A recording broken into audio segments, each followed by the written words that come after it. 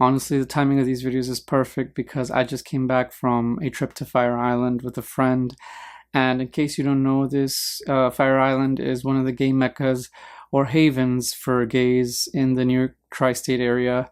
But people from all over the world and gays from all over the world fly or travel to Fire Island every year to visit it and have fun. And honestly, that trip left me with a lot more to say about this topic and reminded me why being gay sucks. And I just want to preface this video because I don't want to give the impression that I hate being gay or that I dislike it. I actually love it, and I accept myself fully in that sense. I am not ashamed of that. I'm fully out, but it's definitely other people and the community and lifestyle that make it suck. So anyways, if you saw my previous video, you already know that I talked about how guys in New York, gay guys, have a constant on to the next mentality, and they just don't know what they want, and they just love to play games and fool around with you and waste your time and money and all that sorts of stuff. But in this video, I want to talk about other things that make being gay so insufferable in 2025. And one of the first things that honestly is bothering me is all the amount of drugs. So many in the gay community seem to be addicted to these very dangerous and very lethal drugs just to have a good time, just to have a good night of sex, just to have a good time in a dance floor. Like, why do you need to go to that extreme just to be able to have a fun time? You know what I'm saying? Like, there is something, in my opinion, inherently off there if you need to take the most extreme or illegal of drugs just to be able to either perform sexually or have a good time on a dance floor listening to pop music. And the problem is that this has become endemic. There are literally drugs like Tina, which are now being known as a gay drug, which to me is very sad. It's very unfortunate.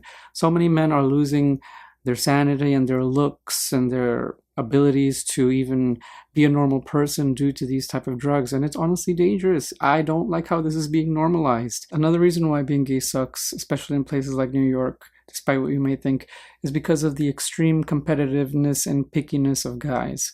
Guys here don't even know what they want. They want somebody that honestly doesn't even exist, just a perfect model in their own head, and for something as simple as like having fun for a few minutes or an hour, and it's just like, this has created a lot of gay men to have self-esteem issues, a lot of men to be insecure, a lot of gay men to have a lot of mental health problems. They feel like they're not good enough, they can't fit in, they give up, they're depressed, they're suicidal, they're lonely, etc. Like, a lot of us are very broken inside, and a lot of us value things like appearances and money and social status and wealth a little bit too much.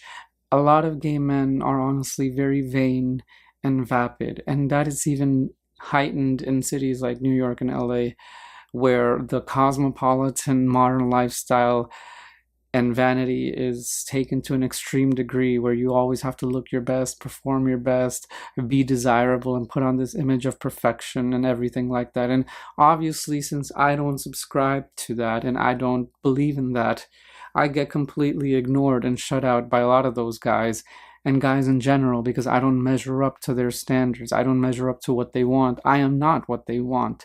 And so, for example, when I was in Fire Island recently, I got completely ignored. The only fun I had was with my friend that I went with. But other than that, I was completely shut out. And that definitely hurt because I never really felt the level of rejection and honestly even low-key racism that other gay men have experienced until recently when I went there. And I just cannot believe that my own community, my own people, would treat each other this way. You would think we would be united, but we honestly feel more divided than ever, because even though, the gay community thinks of itself as like inclusive, there's a lot of microaggressions and racism. You'll see guys segregate themselves and stay within their racial groups. And if you don't fit the phenotype of like a tall, muscular white guy, you'll just completely be ignored for the most part.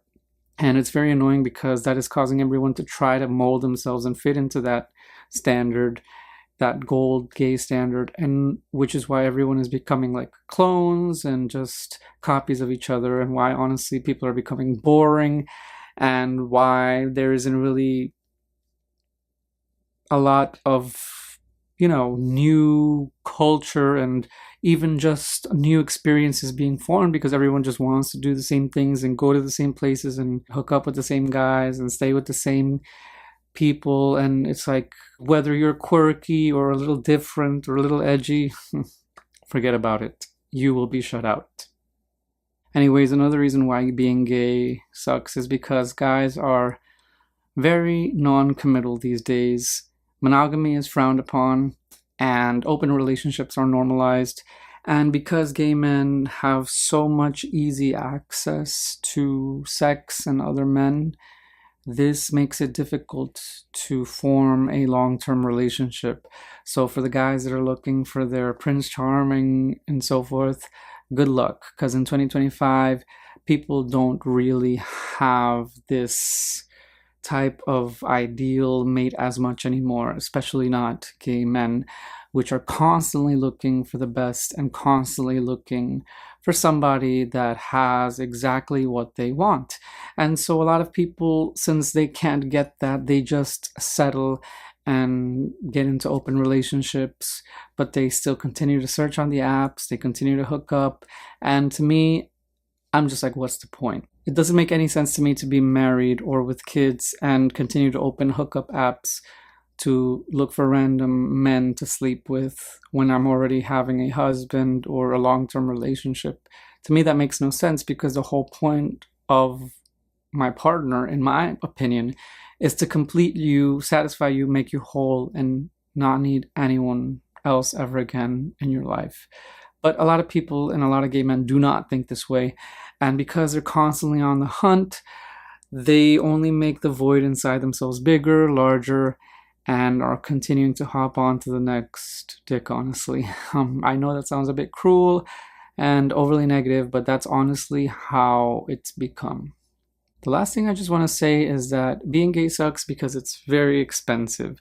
Whether you are attending parties or going to clubs or going to gay events, gay social events, going to Fire Island, going to the gay hubs around the world, or you're just somebody that does things like paying for your prescription and medicine, it's a lifestyle that requires a lot of money for upkeep.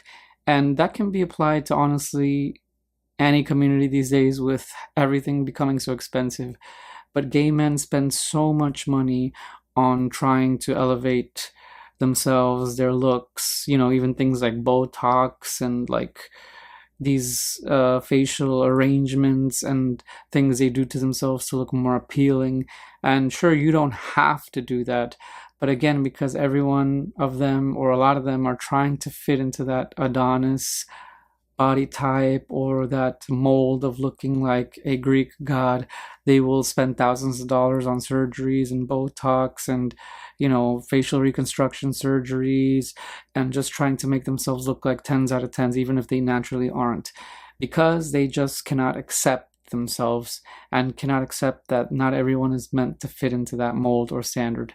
And even if you do fit into that mold or standard, you'll likely still be empty inside, because you did all this work for people that really don't value you. They only value you because they see you as attractive or fuckable or somebody with money, but deep down they don't actually care about you. And so it's just crazy to me how so many people don't see that they're just being used for the moment and still try to fit in with these type of people that are very narcissistic and just borderline sociopathic. Anyways, guys, thanks so much for watching. That's all I had to say for this video, and honestly this topic for now.